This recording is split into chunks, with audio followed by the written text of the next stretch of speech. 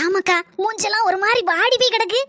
ஒண்ணு இல்லம்மா, சும்மாதான் இருக்கேன். அம்பத்து மவள ராசத்தி, உன் மனசுக்குள்ள என்னவோ இருக்குடி. அதனாலதான் இப்படி மூஞ்ச ஒரு மாதிரி தொங்க விட்டுட்டு உட்கார்ந்துருக்க. எனக்கு தெரியாதாக்கோ. எதுவா இருந்தாலும் இந்த அம்மை கிட்ட சொல்லுமாக்கா. ஏம்மா, அன்னைக்கு ஏழ பிரியாணி தின்னு ரொம்ப நாள் ஆச்சு பத்தியா? அதான் அந்த நினைப்பு தான் மனசுக்குள்ள ஓடிக்கிட்டே இருக்கு படம் போல. அட இவ்வளவுதானா? நானும் என்னவோ ஏத நினைச்சேன். உன் மாமியாரி தான் உன்னை ஏசிப்பட்டா போல இருக்குன்னு நினைச்சிட்டு அவகிட்ட போய் சண்டை போடணும்னு நான் நினைச்சிட்டு இருக்கேன் என் மனசுக்குள்ள. என் செல்ல மவள தென்னி மூட்டை, உனக்கு இல்லாத பிரியாணியா? இப்போ என் மருமோளை கூப்பிடுதேன். அவ ஏற்கனவே பிரியாணி தான் செஞ்சிட்டு இருக்கான்னு நினைக்கேன். மருமோள பிரியாணியை கொண்டு வா என் மவளுக்கு.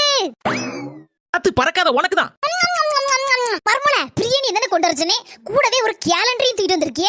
எதுக்கு மருமோள? யாரும் ஒண்ணு இல்லதே, பள்ளி விழுந்துட்டு பாத்துக்கோங்க. அதான் அதுக்குள்ள பலன் என்ன ஏதுன்னு பாத்துட்டு இருக்கேன். அட மருமோள, பள்ளி விழுந்துட்டா போய் குளிக்கணும் மருமோள. போய் குளிச்சுட்டு வாடியா போ. இது பள்ளி விழுந்தது ஏன் மேல இல்ல, நம்ம நாத்து திங்கிற பிரியாணிக்குள்ள விழுந்துட்டு பாத்துக்கோங்க. அததான் பலனை பாத்துட்டு இருக்கேன்.